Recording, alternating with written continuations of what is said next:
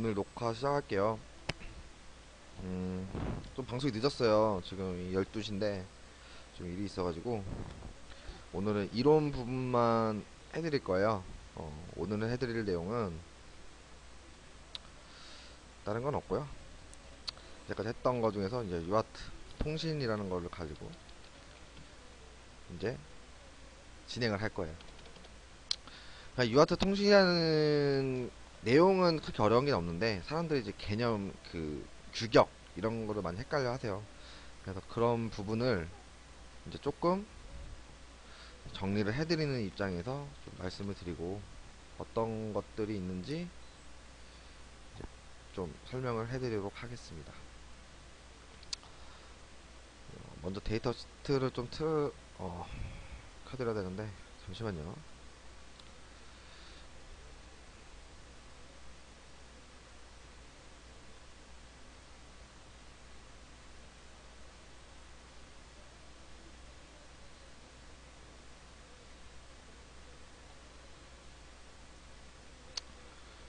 음,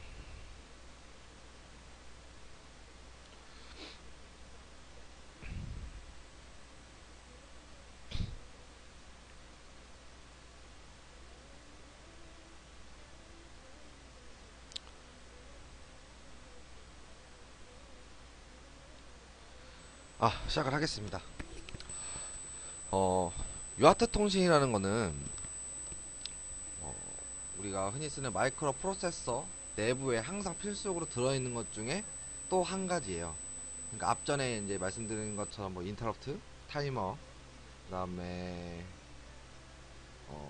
ADC는 필수적으로 있는지 없는지 모르겠는데 뭐 ADC도 해드렸고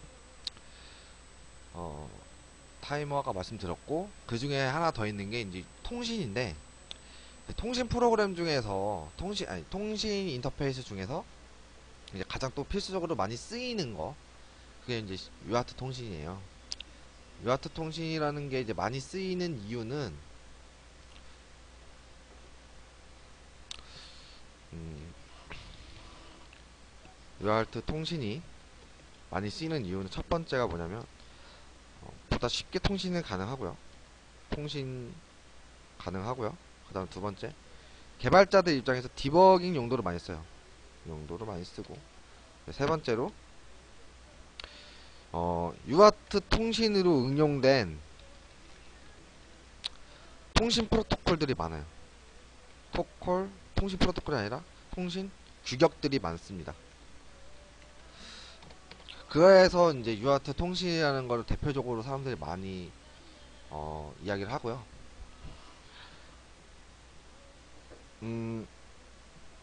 이제 과거에는 이제 유아트 통신이라고 했어요. 제가 발음하는 것도 유아트 통신이라고 말을 하죠. 근데 실제로 요즘은 유살트 통신이라고 이제 용칭을 많이 써요. 유아트와 유살트와의 차이는 제가 이제 가물가물해서 모르겠는데, 그러니까 단방향만 되냐, 양방향까지 되냐라는 거를 의미를 해가지고 유아트냐, 유살트냐라는 거를 제가 알고 있거든요. 검색을 해보면 알겠지만, 그러니까 양방향 통신까지 되냐, 그러니까 양방향이 되냐, 단방향 통신만 되냐, 어떤 그런 의미에서 차이가 있고, 요즘은 단방향 통신은 안 하잖아요. 기본적으로 그렇죠. 양방향 통신이라는 의미에서 이제 기본적인 인터페이스가 요 사이트 통신 인터페이스로 달려 있어요. 통신이라는 거는 사람들이 이제 처음에 이제 마이크로 프로세서 포함해서 개념적으로 가장 어려워하는 게 타이머 카운터라고 말씀드렸고요. 가장 두 번째로 많이 어려워하는 게 이제 통신 부분이에요. 통신 부분. 통신 부분을 어려워하는 가장 근본적인 이유 하나는 프로토콜이라는 개념이 들어가요. 프로토콜. 그리고 음, 다 이해하고 통신을 막 하는데 통신적인 부분에서 통신이 안 되는 경우가 있어요. 그럼 이런 경우에 이제 에러 부분을 찾아야 되죠. 그러니까 왜 안 되지? 라고 했을 때 이 통신이 안 된다는 그 개념을 솔직히 사람 눈으로 찾기가 힘든 부분이 있어요. 그러니까 데이터가 왔다 갔다 하는 부분에서 서로 이제 프로토콜 위에서 말하는 이 프로토콜 개념이 맞아 떨어져야지 서로 주고받는 통신이 되는 건데, 통신이 안 되는 경우는 이런 경우인데, 이제 이런 경우가 뭐 프로토콜적인 오류가 있을 수도 있고, 두 번째는 노이즈적인 개념이 있을 수가 있어요. 하드웨어적인. 그리고 통신을 하는 어떤 회로가 아니라 선, 그러니까 라인 자체에서의 어떤 문제점이 될 수도 있고요. 그러니까 좀 여러 가지적인 복합적인 문제 때문에 통신이 이제 잘 안 돼가지고 그런 부분이 많이 어려워하죠. 첫 번째 이 프로토콜이라는 그 개념 자체를 이해하는 거에 많이 힘들어하세요. 프로토콜이라는 거는 먼저 설명을 드리면 약속이에요. 약속인데 무엇이 약속이냐면 예를 들어서 그런 거예요. 우리가 휴대전화로 뭐 제 전화번호가 예를 들어서 010 1111에 1111이고 어떤 분이 010에 111에 1112라고 할게요. 자, 이거 저고요. 나, 이게 상대방인데,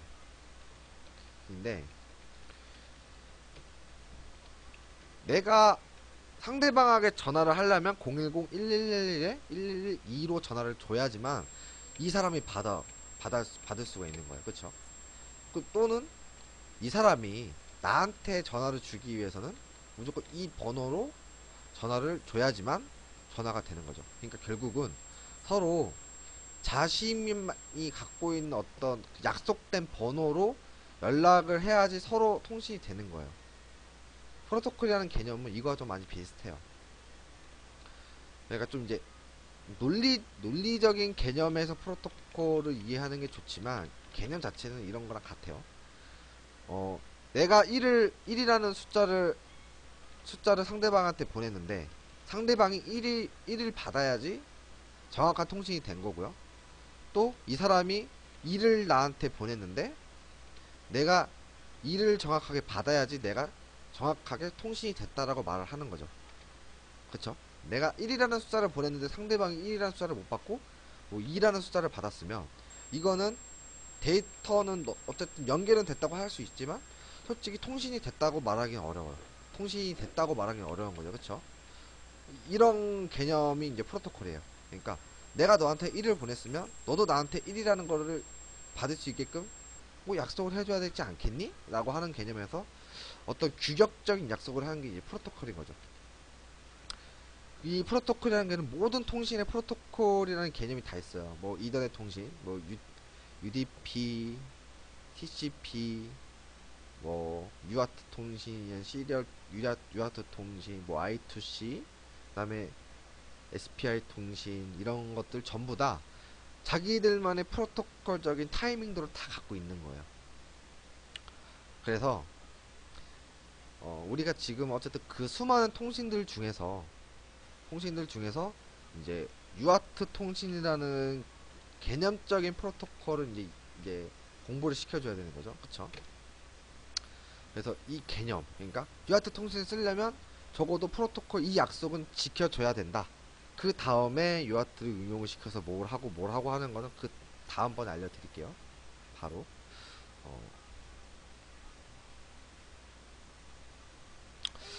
UART 통신이라는 거는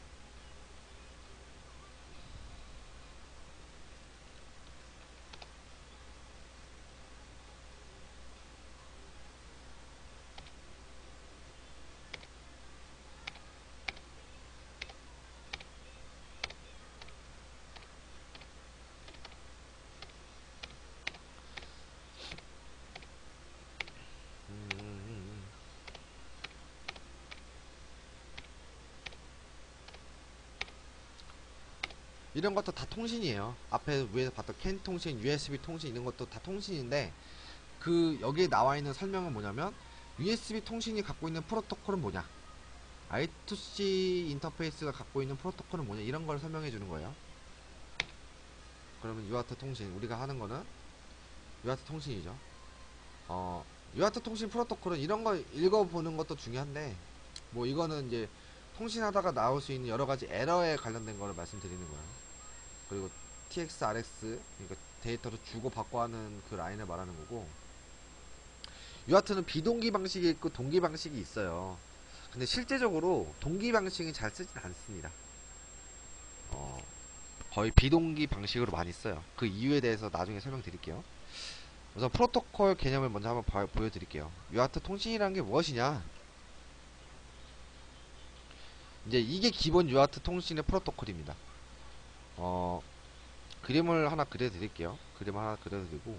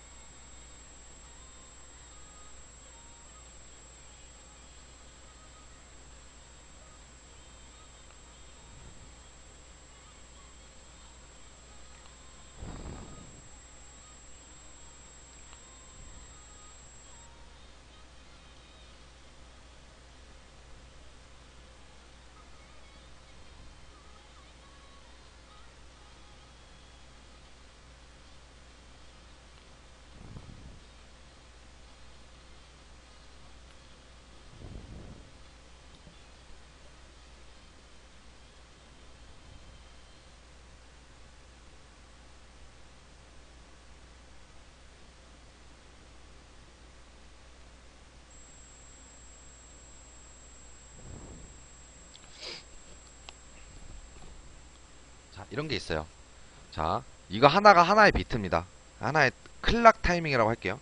하나, 이제 총 11개를 써놨는데, 가장 먼저 있는 게, 유아트 통신이라는 게, 이제 스타트 비트라는 게 있습니다. 그러니까 스타트 비트라는 건 뭐냐면, 내가 통신을, 지금 비동기 통신 입장에서 말씀드릴게요. 내가 지금 스타트 비트를 던졌습니다. 라고 하는 거고요. 그 다음에 2부터 9까지, 이거는 8비트죠. 8비트는 데이터 비트예요. 데이터 비트고요. 여기는 패리티 비트고요. 그 다음에 여기는 스탑 비트가 있어요. 이거는요, 가장 기본적인 유아트 프로토콜의 형식이에요.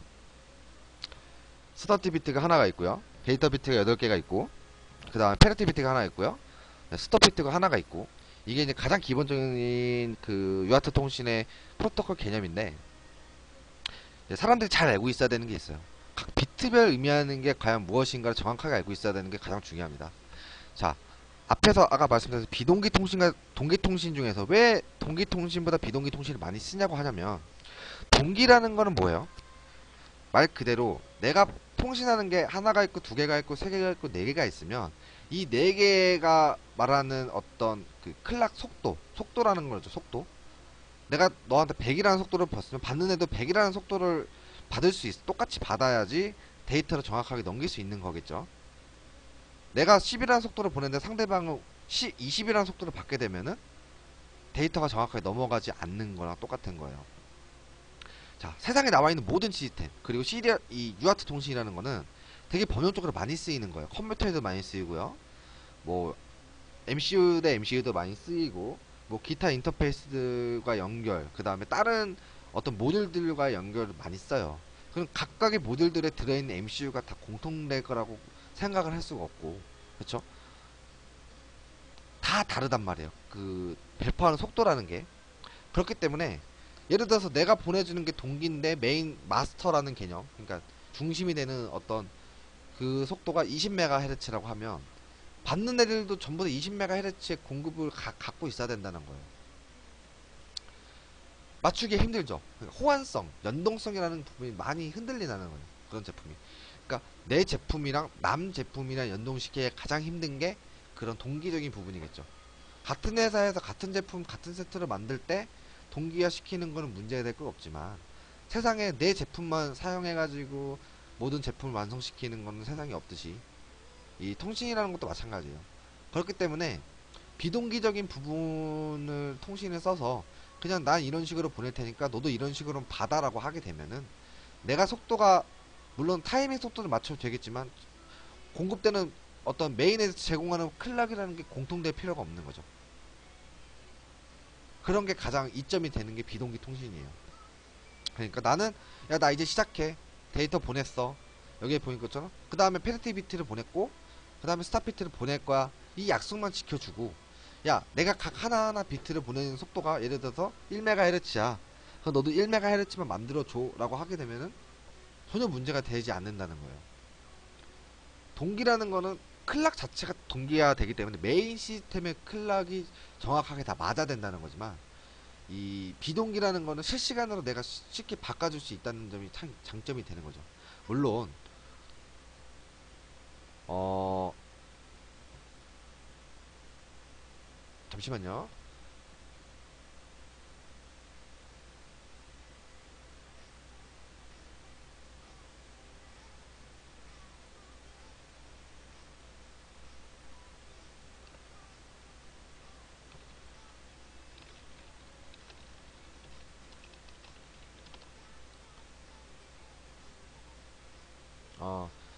그러니까 이 통신 여기에 총 11개의 비트가 있는데요. 11개의 비트가 만약에 10이라는 속도로 보내게 되면은 받는 애들도 10이라는 속도는 맞춰줘야 되지만 적어도 어 메인에서 공급되는 그 모든 속도를 맞춰줄 필요는 없는 거예요. 그렇기 때문에 통신을 하게 되면 유아트 통신만 맞춰주면 된다는 거죠.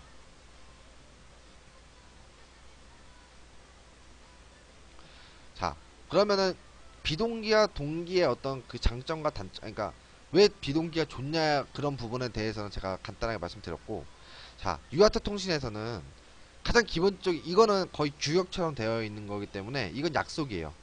자, 평상시는 항상 하이 상태예요. 평상시는 항상 레벨이요. 하이 레벨로 돌아갑니다. 하이 레벨 0V 하이 레벨 그러다가 하이에서 이렇게 로우로 떨어지는 시점에서 한 타임이 한 클락을 읽어 드릴 때 그러니까 로우 시점이 한 클락이 읽어 드려야 되지만 드려야지만 이제 유아트 통신이 시작됐구나를 알 수가 있어요. 그 다음에 데이터가 어떻게 들어오는 거는 받는 사람 속도가 맞춰졌기 때문에 하나 속도대로 맞춰지는 대로 하나 읽어 드리는 대로 속도 데이터를 읽게 됩니다. 그렇게 8비트를 읽게 되고요. 그 다음에 이 데이터가 정확하게 들어왔는지 안 들어왔는지 확인하는 이 페르티 비트라는 걸 통해서 확인을 해요. 페르티 비트는 사용을 할 수도 있고 안 할 수도 있고요. 그건 선택적인 거지만 어쨌든 기본 규격은 페르티 비트를 사용할 수 있게끔 만들어 놨고요. 그 다음에 나 데이터 끝났어요 라고 하는 거를 지정해 주는 게 하나의 비트가 더 있습니다. 이렇게 총 11개의 비트를 하나의 프레임이라고 해요. 하나의 프레임. 그러니까 11개의 비트를 전체적으로 프레임이란 건 뭐냐면 통신을 하기 위해 최소한의 규격이에요. 그러니까 내가 데이터를 하나를 받기 위해서는 이 하나의 프레임이 필요한 거고 두 개를 받기 위해서는 두 개의 프레임이 필요한 것처럼 이 하나의 패키지 자체가 프레임 안에 들어있는 거예요. 그렇기 때문에 이 규격은 사람들이 정확하게 알고 있어야 되는 거예요. 자, 첫 번째 알고 있어야 되는 내용이 뭐냐면 자, 유아통신에서 1. 평상시는 그러니까 아이들 상태는 하이 레벨로 항상 갖고 있고요. 두 번째 로우로 떨어지는 시점이 스타트 비트예요. 그러니까 하이에서 로우로 떨어지는 시점이 스타트 비트가 되고요. 세 번째, 그 다음에 들어오는 8개의 비트는 데이터 비트를 의미하고요. 그 다음에 들어오는 하나의 비트, 원 비트는요, 페르티 비트를 의미합니다. 자, 다섯 번째는 이제 스톱 비트를 의미해요.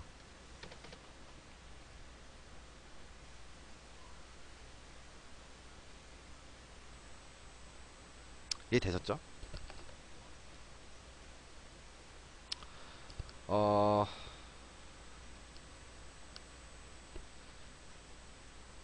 근데 이 프로토콜이라는 것도 많이 이제 여러 가지도 많이 쓰이다 보니까 약간의 차이점이 있긴 있어요. 뭐가 있냐면 스타트 비트가 꼭 한 비트만 있을 필요는 없는 거예요. 약속이기 때문에 이건 서로 맞춰주는데 그 약속적인 개념이 여러 가지가 있어요. 뭐 0.5비트를 할 수도 있고요. 1.5비트, 뭐 2비트, 3비트, 4비트, 뭐 100비트까지도 마음대로 약속을 맞출 수 있어요. 내가 100비트까지 스타트 비트를 시점을 하면은 상대방 100비트 맞춰주면 그만이거든요. 그래서 이것도 맞추면 돼요. 데이터 비트도요.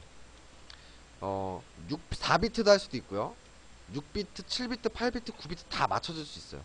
근데 그 프로토콜, 유아트 통신의 데이터 기본 규격은요. 캐릭터형 문자, 아스키 코드적인 개념에서의 데이터 비트라서 캐릭터 문자 1바이트라는 개념에서의 데이터를 의미를 합니다. 기본 규격이 그래요. 근데 요즘은 뭐 9비트도 보낼 수도 있고요.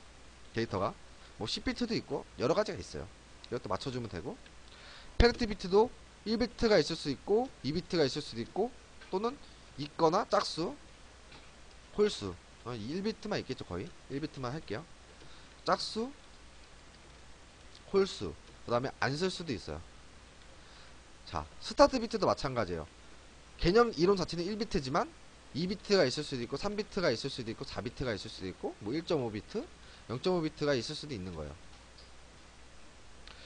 이 부분만 서로 약속만 맞춰준다면 프로토콜 패키지적인 개념은 다 똑같습니다. 가장 근데 항상 필수인 거는 아이들 상태는 항상 하이해야 되는 건 사실이고요. 자, 스타트 비트가 0.5비트든 1비트든 항상 존재는 해야 됩니다. 그러니까 로우로 떨어진 시점의 비트를 100분의 1을 하든 1000분의 1을 하든 있어야 되는 거고요.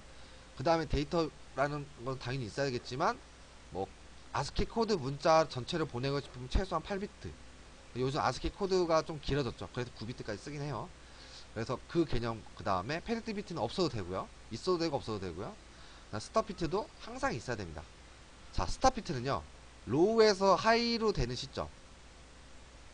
그러니까 하이 구간이 돼야지만 마지막 항상 비트가 하이 구간이 돼야지만 이제 스탑 비트로 인정을 해버려요. 상대방이 읽어드리는 프로토콜 개념 자체가요. 그래서 자, 이 개념을 잘 이해하다 보면 이런 생각이 드실 거예요. 자, 프로토콜 기본 개념은 11비트예요. 패키지가 기본 개념이 11비트인데 어 페리티 비트를 얻게 하면 10비트가 될 수가 있는 거예요. 그쵸? 근데 페리티 비트가 있으면서 만약에 스타트 비트를 2비트를 하고 싶다 그러면 12비트가 필요한 거고요. 어, 스타트 비트도 2비트로 하고 페리티 비트도 쓰고 스톱 비트도 2비트를 쓰게 되면 13비트가 필요한 거고 만약에 데이터 비트도 9비트를 하고 싶으면 14비트가 필요한 거예요. 이거는 프로토콜 양식입니다. 그러니까 서로 통신할 때 서로 이렇게 맞춰준다고 하게 되면은 비동기적 통신은 전혀 문제가 되지 않아요. 이해되셨나요? 이게 프로토콜 개념이고요. 그다음 가장 더 중요한 게 뭐냐면 속도예요. 속도. 말 그대로 속도. 내가 너한테 10이라는 속도를 보내면 상대방도 10이라는 속도를 맞춰줘야 되는 것처럼 똑같은 거죠. 그래서 그 부분은 이제 보호 레이트라고 해요. 보호 레이트. 보호 레이트 부분이 이제 비트율로 나타내는데 뭐 9600, 그 다음에 115200 많이 쓰이는 게 그래요. 9600, 115200 속도를 많이 쓰이는데 요즘은요 속도 이런 개념이 말 그대로 마음대로 지정할 수 있어요. 뭐 1200도 지정할 수 있고요. 그 다음에 1500도 지정할 수 있고요. 12000도 지정할 수 있는데 이제 9600을 쓰냐 뭐 115200을 많이 쓰냐 이거 개념이 뭐냐면요. 속도라는 걸 맞추다 보니까 예를 들어 그런 거예요. 내가 시스템 메인 클락이 8메가고요. 상대방 메인 클락이 100메가예요. 근데 이 속도를 내가 비트를 맞추다 보니까 오차가 생길 수 있는 거예요. 그러니까 8MHz 입장에서는 오차율이 0, 그러니까 오차라는 게 있을 수 있어요. 타이밍 자체에서 그런 오차적인 개념이 없는 그 속도 오차율 0이 9600, 115200 뭐 이런 속도들이 오차가 적기 때문에 많이 쓰이는 거예요. 그 규격까지 속도가 뭐 8MHz, 16메가, 뭐 20메가 이렇게 있어요. 그거는 이제 표가 있는데 그 표를 보고 아, 이 통신에서는 이 속도로 하게 되면 오차가 없구나 이렇게 인정을 하게 되면 되는 거예요.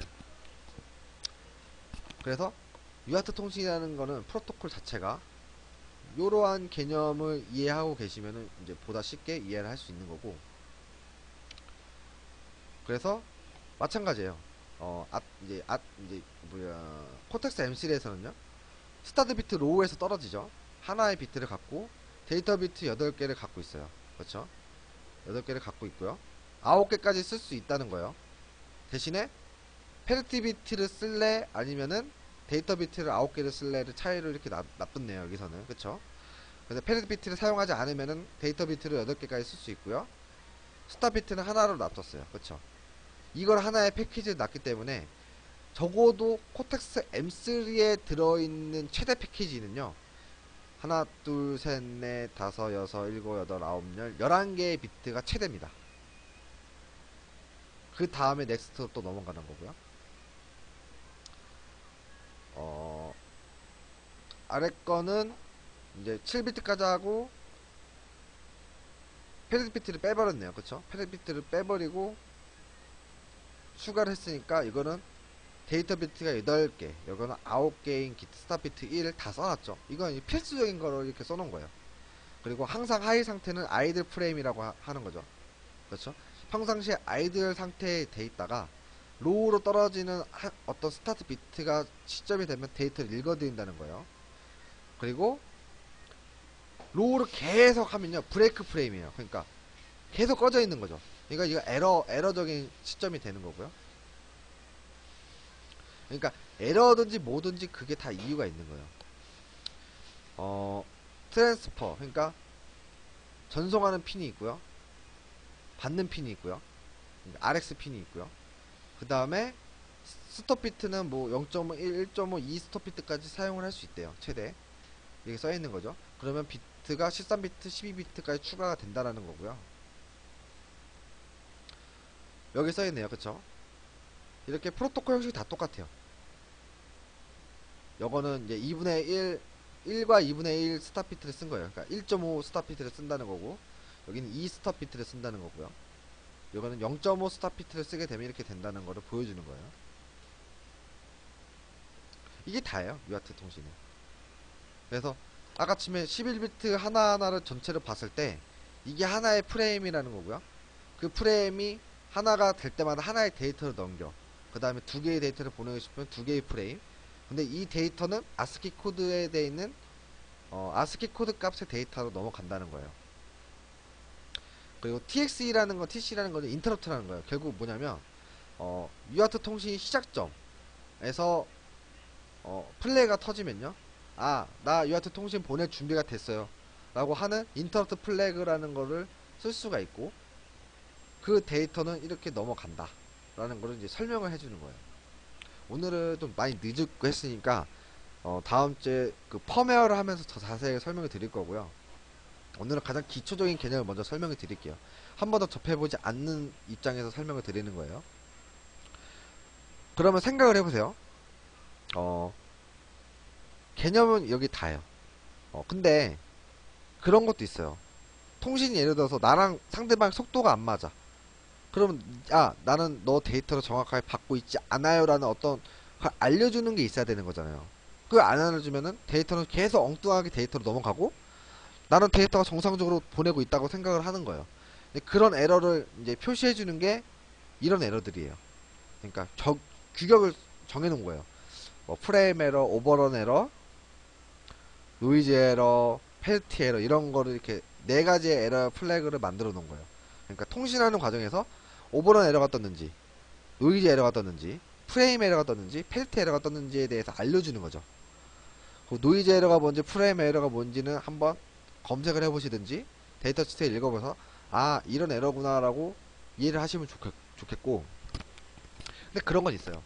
어떤 칩에서는 프레임 에러를 이렇게 정의를 해놓고요, 어떤 책에서는 프레임 에러를 다르게 정의를 해놓긴 해요. 그러니까 프레임 에러라고 해가지고 어느 MCU에서는 똑같이 프레임 에러라고 생각을 하지 않습니다. 생각을 하면 안 돼요. 그러니까 책마다 조금의 개념의 차이가 있어요. 아니 칩마다.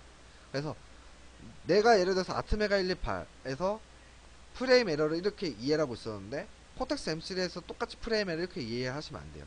같을 수도 있지만 다를 수도 있다는 거를 인지를 해드리는 거예요. 그 다음에 뭐 CT 이제 흐름 제어라는 부분인데, 흐름 제어를 어떤 식으로 하냐, 이건 좀 정교화된 거예요. 그러니까 에러적인 부분은 좀 더 정밀하게 체크할 수 있는 게 흐름 제어라는 건데, 이런 것도 사용해 보시면 좋고요. 근데 제가 말씀드리고 싶은 건 이게 아니에요. 솔직히 오늘은 UART 통신의 프로토콜 개념 이런 거를 제가 말씀드리는 거고, 기본적으로 우리가 시리얼 통신이라는 걸 많이 이해를 해요. 시리얼. 와, 우리 시리얼 통신 한다라는 말 들어보셨죠? 뭐 RS232 통신, 그 다음에 RS485 통신, 그 다음에 블루투스, 그 다음에 DMX512, 뭐 이런 거 많이 들어보셨을 거예요. 그쵸? 근데 그건 아셔야 돼요. 시리얼 통신 RS232, 그 다음에 485, 블루투스, DMX512 전부 다 프로토콜 형식은 UART 통신입니다. 그러니까 데이터를 보내고 주고받는 어떤 개념적인 부분은 UART 통신이에요. 근데 이거를 규격화를 만들어 놓은 거예요. 개념을 좀 개념이 좀 어렵죠. 그러니까 사람들이 UART 통신이랑 시리얼 통신 같은 거 아니에요? 같은 거는 맞죠. 같은 건 맞는데 레벨 자체가 다른 거예요. 그러니까 시리얼 통신 레벨은 232 레벨은요 TTL 레벨이라 그럽니다. 그러니까 입력받은 입장에서 내가 만약에 TTL 레벨 MCU를 쓰게 되면은 MCU 입장에서 내가 RS231 레벨로 보내는 입장에서 5V 레벨을 보내겠지만, 만약 CMOS 레벨을 보내면 3.3V, 1.2V, 2.7V 이런 걸 보내게 된단 말이에요. 근데 RS232라는 거는 무조건 12V 레벨 플러스 마이너스 12V 레벨로 통신하는 게 RS232예요. 그러니까 증폭해주는 거죠. 승하회로를 해주는 게 RS232인데, 이 통신회로의 통신마다 또 규격이 좀 차이가 있는데, 그게 뭐냐면요, UART 통신은요 아까처럼 평상시 아이들 상태에서 로우로 떨어진 시점 스타트 비트라고 정의를 해놨잖아요. 근데 시리얼 통신 RS232 통신은요 로우 입장이 아이들 상태고요, 하이로 넘어가는 시점이 스타트 비트로 거꾸로 해놨어요. 그러니까 이게 뭔 차이라고 이제 좀 사람들이 많이 헷갈려 하시더라고요. 그러니까 UART 통신이라는 개념 자체에서는 앞에서 말씀드린 이 프로토콜 개념이 맞고요. 근데 UART 통신을 가지고 보통 232 통신을 한단 말이에요. 232 포트를 사용해서, 또는 485 통신을 하고요. 블루투스도 쓰고 DMX512를 써요. 이런 거는요 RS232 통신은 맞는데, 아니 UART 통신은 맞는데 여기에 규격에 맞는 어떤 칩을 사용해 가지고 데이터를 보낸단 말이에요. 승합회로를 써가지고. 레벨 자체가 달라지기 때문에 그 레벨을 정해 놓은 게 뭐 232니 485니, 485는 병렬 통신인데요, 이걸 이렇게 정해 놓은 거. DMX512 블루투스 이렇게. 근데 RS232는요 반전을 시켜놨어요. 그러니까 승합회로 나중에 보시면 뭐 맥스 232 칩이라든지 뭐 맥스 485 칩을 보시면은 칩 자체가 내가 데이터를 받는 건 중요하지 않아요. 얘네들 입장에서는 맥스 232라는 칩이 상대방한테 보내는 레벨을 기준으로 해서 타이밍도를 제공한단 말이에요. 예를 들어서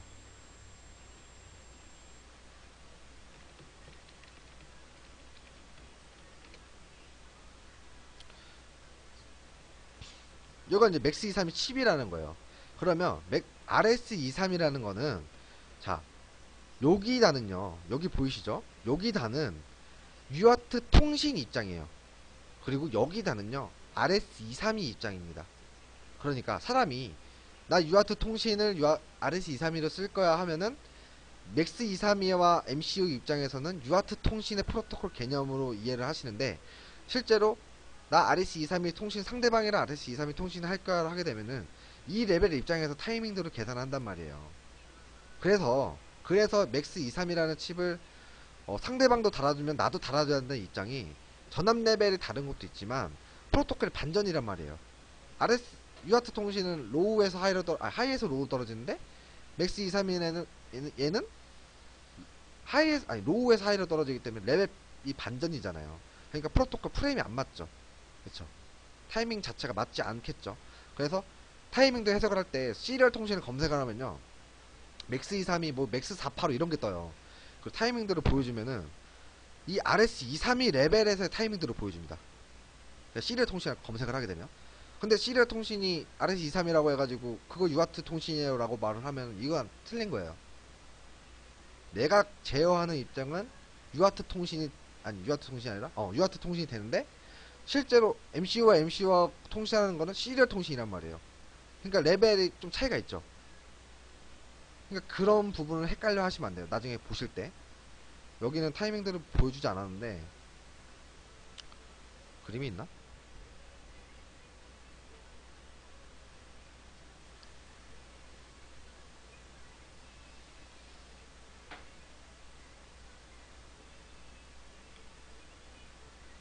제가 시리얼이라고 검색을 할게요.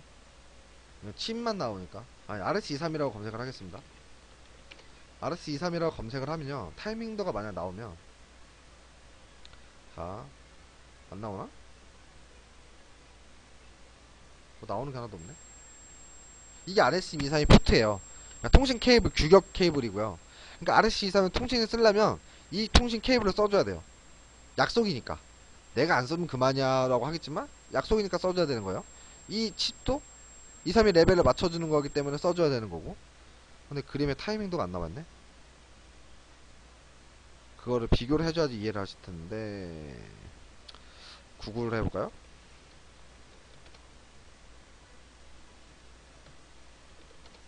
자, RS232는 유아트 통신을 통해서 규격을 만들어준 RS232 시리얼 통신입니다. 또 말하죠. 계속 말하죠. 자, 보세요. 그림인데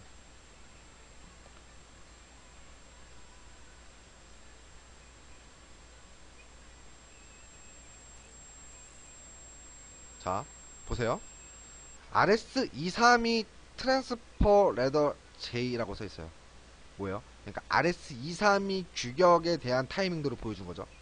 유아트 통신 규격 보여준 게 아니에요. RS232 보세요. 로우의 사이에 떨어지죠. 아니, 로우의 사이에서 스타트 비트가 시작을 하죠. 그러니까 로우가 비트가 하이가 비트가 되는 거예요. 근데 내가 만약에 여기다가 유아트라고 검색을 하면요. 유아트는 유아트의 말 그대로. 그쵸? 이거 아까 봤던 거 그 데이터 시트 그대로 보여주죠. 여기도 이게 유아트죠. 자, 타이밍도 차이가 있어요. 이거 지금 느린데 자 보세요. 하이에서 로우로 떨어지죠. 이 타이밍도는 유아트 통신 타이밍도. 아까 전에 봤던 거는 RS232 타이밍도예요. 그러니까 사람들이 헷갈려하는 게 그거예요. RS232랑 시리얼이랑 유아트랑 다를 게 뭐야? 똑같죠. 똑같은데 그 사용하는 규격의 어떤 명칭에 따라서 차이가 나니까 그거를 사람들이 구분해 놓은 겁니다. 너 시리얼 통신하세요? 뭐 485 통신하세요? 뭐 블루투스 통신하십니까? 이렇게 물어봤을 때 그거를 제어하는 건 유아트 통신이 맞지만 실제로 블루투스 대 블루투스 뭐 232 대 232, 뭐 485 대 485를 통신할 때 그 사이의 타이밍도는 다를 수 있다는 거예요. 그것만 이해하시면 유아트 통신이 끝난 거예요. 그러니까 그거를 많이 헷갈려 하시니까. 그래서 유아트 통신과 이 유아트 통신 규격을 가지고 사용하는 뭐 232, 485, 블루투스 DMX 512의 프로토콜은 차이가 있을 수 있다. 그리고 블루투스 대 블루투스 입장이어야 되지.